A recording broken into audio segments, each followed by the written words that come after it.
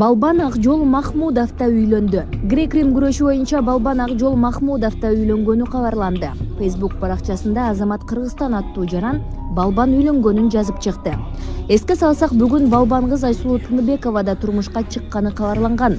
Акжол Махмудов дүйнөнүн 2, Азиянын 3, Олимпиада оюндарынын күмүш жана коло байгелеринин ээси. Балбан кыз Айсулуу Тыныбекова турмушка чыкты. Кыз келиндер күрөшү боюнча дүйнөнүн 3 жолку, Азиянын 6 жолку, Олимпиаданын күмүш жана коло байгелеринин ээси Айсулуу Тыныбекова турмушка чыкты. Ал өзүнүн Instagram баракчасында өз адамын тапканын айтты. Өз адамыңа жолукканда сөз ашыкча болот экен. Мен бакытты, жан дүйнө тынчтыгын жооп күтпөстөн, жөн гана алып аракет кылган адамдан таптым деп жазды ал. Балбан кызга бакыт каалайбыз.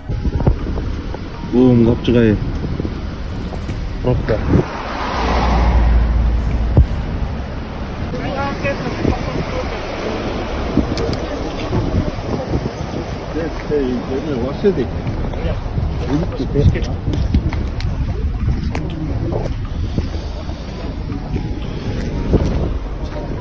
Капчыгай.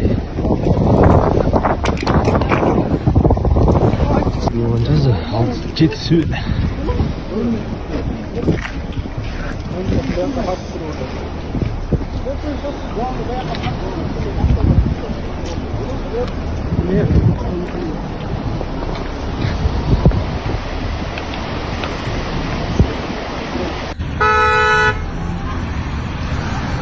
Пробка.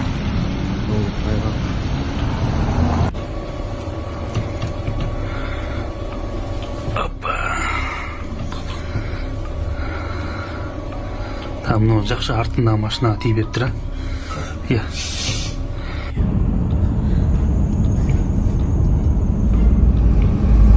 Сіздерден тәйекеме салам жолдайын.